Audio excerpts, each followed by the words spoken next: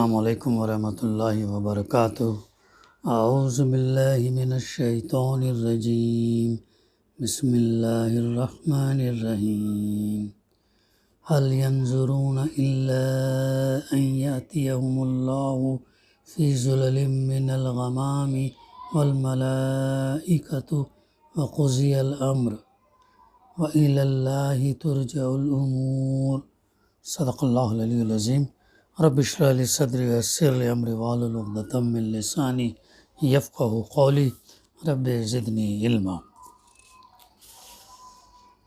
کیا یہ لوگ اب اس بات کے منتظر ہیں کہ اللہ بادلوں کو چتر لگائے، ان کے سامنے نمودار ہو جائے اور قصہ تمام ہو جائے، اور یعنی سب معاملات اللہ ہی کی طرف رجوع کیے جائیں گے؟ سورہ بقرہ آیت نمبر 210۔ اب یہاں پر اللہ کی اطاعت میں داخل ہونے سے اور انحراف اور شیطان کے نقش قدم کی پیروی کے ہولناک انجام سے آگاہ کرتا ہے، اور اب حاضر کے بجائے غیب کا صیغہ جو یہاں پر استعمال کیا گیا ہے، یہ استفہام انکاری ہے۔ جو لوگ اللہ کی اطاعت میں پورے کے پورے داخل ہونے سے ہچکچا رہے ہیں اور توقف اور تردد میں مبتلا ہیں، وہ آخر کس چیز کا انتظار کر رہے ہیں؟ اس دعوت پر لبیک کہنے سے آخر کیا امر مانے ہے؟ وہ کس بات کے منتظر ہیں؟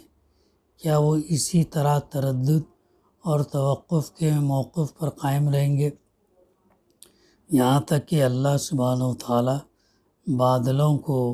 بادلوں کا چتر لگائے اور اس کے فرشتے ان کے سامنے نمودار ہو جائیں؟ یا کیا وہ انتظار اور توقف و تردد میں مبتلا رہیں گے یہاں تک کہ وہ خوفناک اور موعود دن آ جائے، جس کے بارے میں اللہ سبحانہ و تعالیٰ نے فرمایا ہے کہ وہ اس دن بادلوں کا چتر لگائے نمودار ہوگا، فرشتے صف بصف حاضر ہوں گے، کوئی شخص بات نہ کر سکے گا سوائے ان کے جنہیں اللہ اجازت دے، اور وہ ٹھیک بات کہے گا۔ اور اچانک ابھی ہم استفہام انکاری سے، جس پر خوفناک تہدید کی چھاپ ہے، دو چار ہیں کہ ہم دیکھتے ہیں کہ وہ دن آ گیا، ہر شے کا خاتمہ ہو گیا، قیامت کا دن آ گیا، ہر چیز کا خاتمہ ہو گیا۔ جب پہلا سور پھونکا جائے گا تمام چیزیں ختم ہو جائیں گی، اور جس اچانک پیش آنے والے حادثے کی قرآن خبر دے رہا تھا وہ ان کے سامنے آ گیا، قیامت کی وہ گھڑی سامنے آ گیا۔ تو جو ایمان نہیں لائیں گے وہ جو ہے خوف سے ان کے چہرے ڈرے جا رہے ہوں گے، پھٹے جا رہے ہوں گے، اور جو ہے غم زدہ ہوں گے، اور جب مدہوش نظر آئیں گے۔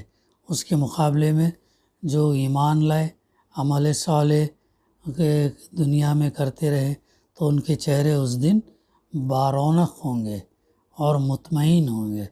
یہ زمین آسمان کا فرق جو ہے اس ایمان والوں میں اور انکار کرنے والوں میں دیکھنے کو وہاں پر ملے گا۔ وقضی الامر، اور سب قصہ ختم ہو گیا یا ختم ہو جائے، زمانے کی بساط لپیٹ دی گئی، مہلت عمل ختم ہو گئی، نجات دشوار ہو گئی، اور اللہ کے حضور جس کی طرف اور تنہا اسی کی طرف سب معاملات رجوع کیے جاتے ہیں، رو در رو کھڑے ہیں۔ وَإِلَى اللَّهِ تُرْجَعُ الْأُمُورُ، اور سب معاملات اللہ ہی کی طرف رجوع کیے جائیں گے یا رجوع کیے جا رہے ہیں۔ قرآن مجید کا عجیب اور غریب اسلوب ہے جو اسے تمام کلاموں سے جدا کرتا ہے اور ممتاز کرتا ہے۔ وہ یہ ہے کہ وہ کسی منظر کو زندہ و حاضر کر کے بالکل سامنے لے آتا ہے، اور قلوب اس کے سامنے اس طرح کھڑے ہوتے ہیں گویا وہ اسے دیکھ رہے ہیں۔ اس منظر میں ہونے والی باتوں وہ سن رہے ہیں اور جو کچھ اس میں ہو رہا ہے اس سے خود بخود جو ہے وہ دوچار ہیں۔ یہ ہے اس آیت کی ضمن میں مختصر سی تفسیر جس کا ہم نے ابھی مطالعہ کیا۔ پھر آگے بنی اسرائیل کو بہت سی نشانیاں اللہ تعالیٰ نے دی ہے۔ کیا فرما رہا؟ سل بنی اسرائیل کم آتیناہم من آیت بینہ ومن یبدل نعمت اللہ من بعد ما جاءته فإن اللہ شدید العقاب۔ صدق اللہ العلی العظیم۔ تو یہ آیت جو ہے اللہ تعالیٰ اس میں ارشاد فرماتا کہ بنی اسرائیل سے پوچھو ہم نے انہیں کتنی کھلی ہوئی نشانیاں دی مگر انہوں نے ہدایت الہی کو بدل ڈالا، اور جو کوئی اللہ کی نعمت کو پا لینے کے بعد بدل ڈالے تو وہ جو ہے کیا سخت سزا پائے گا، کیونکہ اللہ سخت سزا دینے والا ہے۔ اب یہ آیات پھر ایک اور رخ اختیار کرتی ہیں۔ قرآن مجید نبی صلی اللہ علیہ وسلم کو خطاب کر کے کہتا ہے کہ وہ بنی اسرائیل سے پوچھیں جو قبولیت حق میں تردد اور توقف کرنے کے سلسلے میں نمونے کی حیثیت رکھتے ہیں کہ اللہ تعالیٰ نے انہیں کتنی واضح نشانیاں بخشی۔ تو واضح نشانیاں اللہ تعالیٰ نے بخشی مگر انہوں نے کیا کیا؟ دعوت حق کو قبول نہ کی، اور اللہ کی نعمت ایمان اور اسلام کی نعمت کو ملنے کے بعد کیا ہے لوگوں نے بدل ڈالا، کیونکہ جو بھی نبی دنیا میں آئے وہ جو ہے دین اسلام کی تعلیم ہی لوگوں کو دیے، اللہ کی طرف بلایا، میں اللہ کا پیغمبر ہوں کر کے فرمایا، اور جو ہے آخرت کے بارے میں بتایا اور قیامت سے جو ہے ڈرایا۔ تو ظاہر ہے وہ لوگ جانتے بوجھتے جو ہے وہ مخالفت کرتے تھے، انکار کرتے تھے۔ تو یہاں پر یہی بتایا جا رہا ہے کہ بنی اسرائیل سے پوچھو ہم نے انہیں کتنی کھلی ہوئی نشانیاں دی مگر انہوں نے ہدایت الہی کو بدل ڈالا، اور جو کوئی اللہ کی نعمت کو پا لینے کے بعد بدل ڈالے تو وہ سخت جو ہے سزا پائے گا، کیونکہ اللہ سخت سزا دینے والا ہے۔ سلسلے بیان کا بنی اسرائیل کی طرف پلٹنا بالکل فطری ہے۔ یہاں امت مسلمہ کو اس موقف کے خطرناک نتائج سے آگاہ ہوشیار کیا گیا جس کے سلسلے میں بنی اسرائیل اصل کی حیثیت رکھتے ہیں۔ یہ موقف ہے قبولیت حق میں توقف کا، سرتابی اور نافرمانی کا، اللہ کی اطاعت میں پورے کے پورے داخل نہ ہونے کا، سرکشی کے ساتھ معجزات و خوارق کے مطالبات کا، اور پھر عناد اور انکار و جحود پر جمے رہنے کا۔ راستے کی یہی وہ ٹھوکریں ہیں جن کے سلسلے میں اللہ تعالیٰ امت مسلمہ کو ہوشیار اور متنبہ کرتا ہے تاکہ وہ بنی اسرائیل کے بدبختانہ انجام سے بچ سکے۔ تو بنی اسرائیل کو اللہ تعالیٰ نے بہت سی نشانیاں دیں، اور یہ بات ہی اللہ تعالیٰ یہ بتا رہا ہے کہ امت مسلمہ کو ہوشیار اور متنبہ کرتا تاکہ وہ بنی اسرائیل کے بدبختانہ انجام سے بچ سکیں۔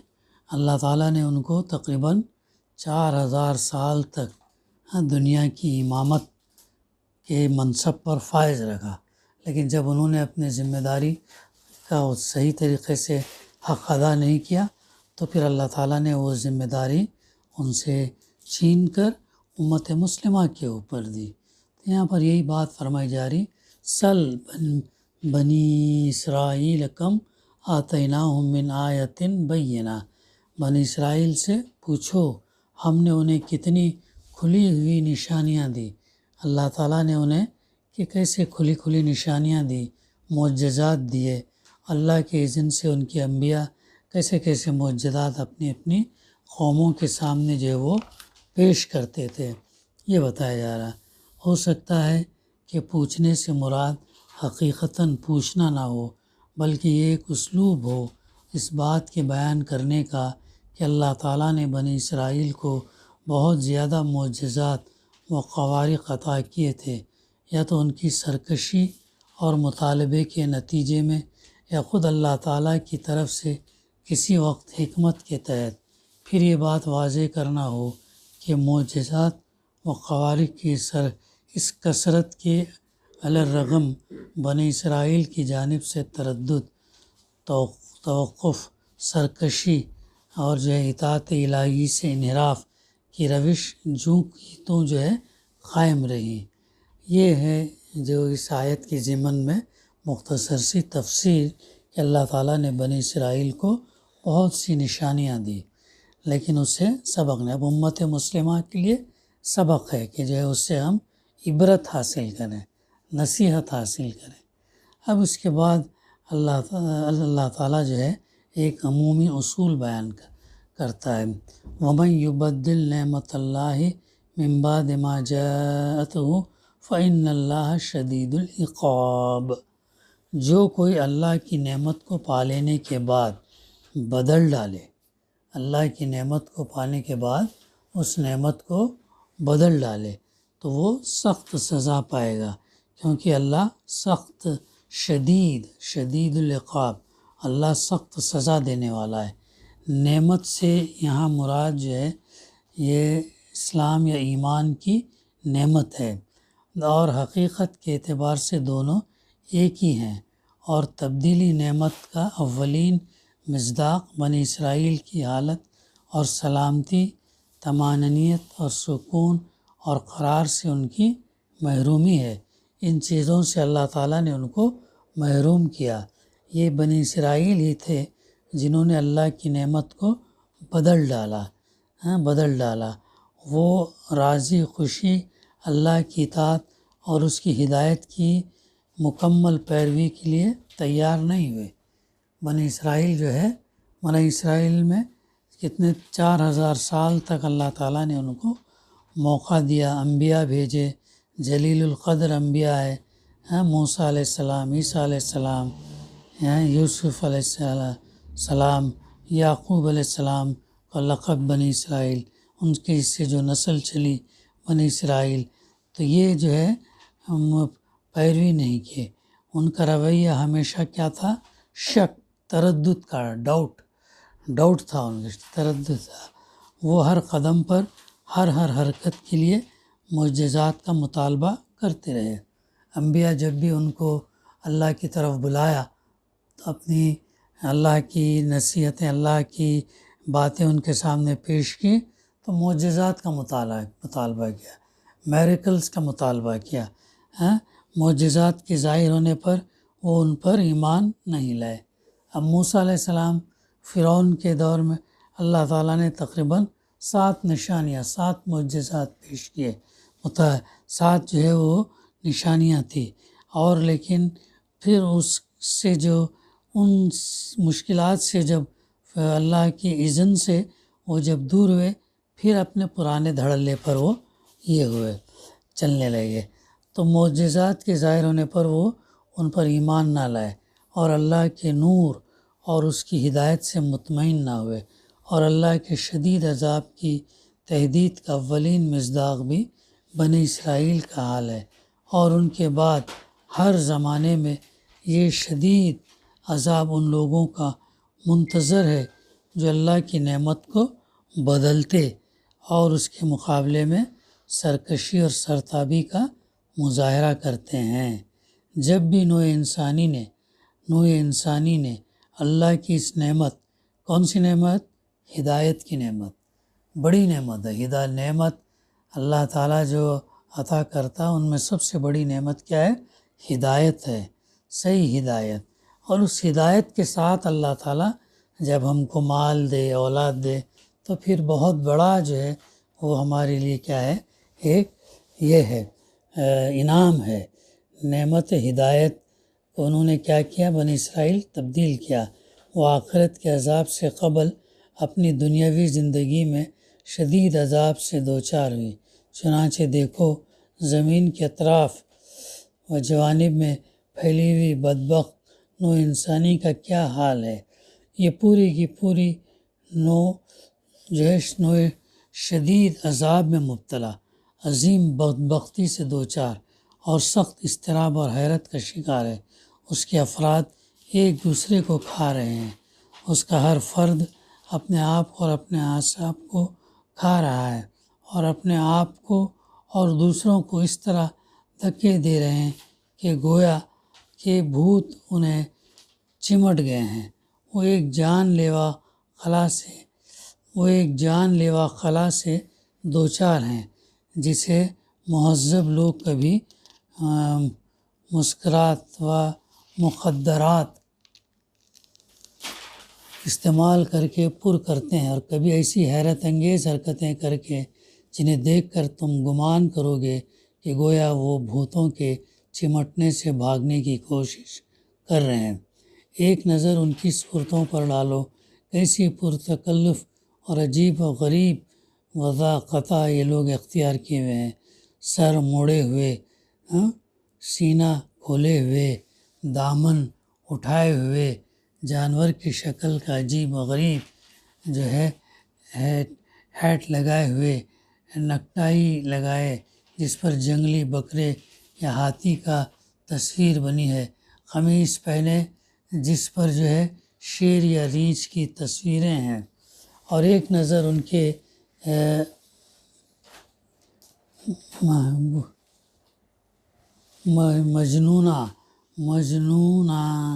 مجنونانہ قصوں، اعجاز انگیز گانوں، تقریبات اور اجتماعات میں ان کی پرتکلف وضاقتہ اور تیز رنگ کی پوشیدگیاں پر ڈالو۔ یہ سب اسی لیے کہ ان کے کھلے بے ڈنگے پن اور کج روی کی طرف نظریں اٹھیں۔ پھر ایک نظر ان کی بدلتی ہوئی خواہشات، بدلتے ہوئے جوڑوں، بدلتے ہوئے دوستیوں اور بدلتی ہوئی حیتوں اور پوشاکوں کی طرف جو ہر موسم میں بلکہ صبح و شام بدلتی رہتی ہیں۔ یہ سب کیا ہے؟ ان سب سے اس جان لیوا حیرانی اور سرگردانی کا انکشاف ہوتا ہے جس کے باعث انسان کو سکون، اطمینان اور سلامتی سے محروم ہے۔ ایک ایسی اکتاہٹ اور بے چینی کا اظہار ہوتا ہے جس سے وہ راہ فرار اختیار کرنا چاہتے ہوں، بلکہ وہ اپنے خالی قلوب اور وحشت کی ماری ہوئی ارواح سے جیسے کہ جن بھوت ان کے پیچھے بھاگ لگے ہیں تو ان کے پیچھے لگ گئے ہوں، بھاگ رہے ہوں، اور در حقیقت یہ اس کے سوا کچھ نہیں کہ یہ اللہ کا عذاب ہے ان تمام لوگوں پر جو اس کے طریقے زندگی سے انحراف کرتے اور اس کی دعوت یا ایھا الذین آمنوا ادخلوا فی السلم کافہ، اے ایمان لانے والو تم جو ہے مسلم اللہ کی اطاعت میں پورے کے پورے جو ہے تم داخل ہو جاؤ۔ اس پر لبیک نہیں، اس پر جو ہے لبیک نہیں کہتے، تعجب کے اظہار میں بیان فرمائیں کہ اے لوگو جو ایمان لائے ہو، مسلم اطاعت گزار اللہ کی اطاعت میں پورے کے پورے داخل ہو جاؤ۔ بندوں پر اللہ کی اس نعمت کے سلسلے میں ہمارا پختہ ایمان یقین یہ ہے کہ جو کوئی اس میں تبدیلی اور اس کی ناشکری کرے گا اس پر عذاب نازل ہوگا، اور جو ہے یعنی معاذ اللہ اس کے اوپر جو ہے الیاذ باللہ عذاب نازل ہو کر رہے گا۔ قبولیت حق میں توقف اور نعمت الہی میں تبدیلی کے خطرناک نتائج سے آگاہ کرنے کے بعد اللہ تعالیٰ اہل کفر اور ایمان کا حال بیان کرتا ہے، اور اقدار احوال اور اشخاص کے سلسلے میں اہل ایمان اور اہل کفر کی میزان کا فرق واضح کرتا ہے۔ آگے زُیِّنَ لِلَّذِینَ کَفَرُوا الْحَیَاةُ الدُّنْیَا وَيَسْخَرُونَ مِنَ الَّذِينَ آمَنُوا وَالَّذِينَ اتَّقَوْا فَوْقَهُمْ یوم القیامہ واللہ یرزق من یشاء بغیر حساب۔ تو یہ انشاءاللہ اس آیت کی تفسیر اور کچھ آیتیں رہ جاتی ہیں، آئندہ اس کا سلسلہ ہم جاری رکھیں گے۔ دعا ہے کہ اللہ سبحانہ وتعالی ہمیں کہنے سننے سے زیادہ صحیح سمجھنے، اس پر عمل کرنے اور اس پیغام کو عام کرنے کی توفیق عطا کرے۔ ربنا تقبل منا انک انت السمیع العلیم وتب علینا انک انت التواب الرحیم۔ صلی اللہ تعالی علی خیر خلقہ وعلی آلہ وصحبہ